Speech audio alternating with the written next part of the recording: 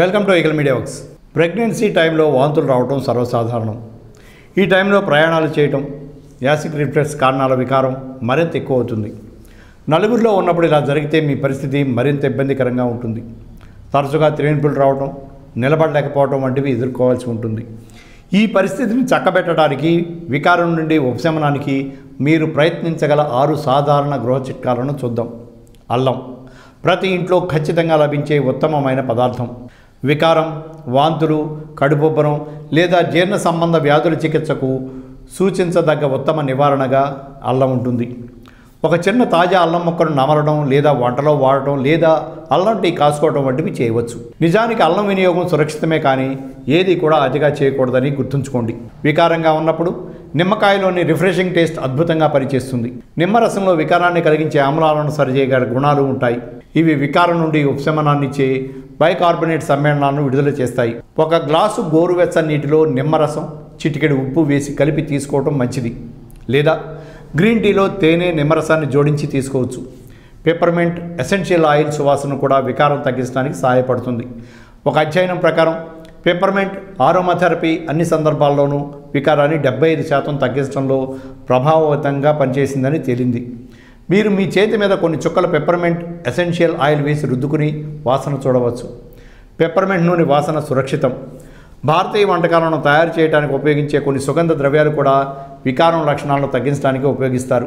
వాటిలో సోపు, దాల్చిన చెక్క పొడి, జీలకర్ర మొదలైన వారివి వికారం, వాంతుల చికిత్సలో ఉపయోగించే సుగంధ ద్రవ్యాలుగా ఉన్నాయి. ఉత్తమ ప్రయోజనాల కోసం ఈ మసాలా దినుసులతో టీ తయారు చేసుకోవచ్చు. వికారం, వాంతుల చికిత్సలో యాలకులను నమలడం కూడా గొప్ప నివారణగా ఉంటుంది. అంతేకాకుండా తరతరాలుగా ప్రభావవంతమైన ఆయుర్వేద నివారణ అందరికీ సుపరిచితం. మీకు అసౌకర్యంగా అనిపించినప్పుడల్లా నోటిలో 1 లేదా 2 యాలకులను వేసుకుని నెమ్మదిగా నమలండి. ఇది వాంతి అనుభూతిని తగ్గించడానికి సహాయపడుతుంది. వికారం నుండి బయటపడటానికి సోడియం బైకార్బోనేట్ లేదా బేకింగ్ సోడాను ఉపయోగించవచ్చు.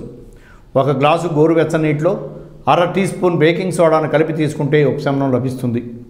బేకింగ్ సోడా కడుపులోని ఆమ్లాల pH స్థాయిలను మారుస్తుంది. అంతేకాకుండా వాంతులు కలుగుతున్న అనుభూతిని తగ్గిస్తుంది. నిజానికి మన వంటింట్లోనే అనేక రకాల చిట్కాలు అందుబాటులో ఉంటాయి, కానీ మనం వాటిని పఠించుకోకుండా మందుల మీద ఆధారపడుతూ ఉంటాము.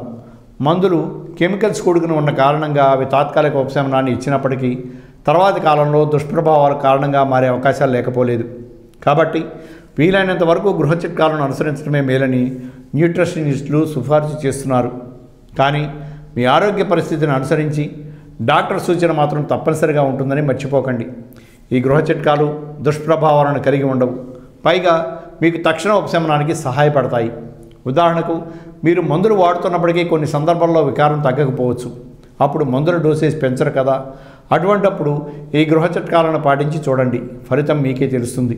అంతేకాకుండా వికారం అనేది ఆహారం సరిగ్గా జీర్ణం కానప్పుడు, సరిపడిన ఆహారాలు తీసుకున్నప్పుడు కూడా వస్తుంటాయి. కాబట్టి గృహ చిట్కాల గురించిన అవగాహన ఉండటం తప్పనిసరి.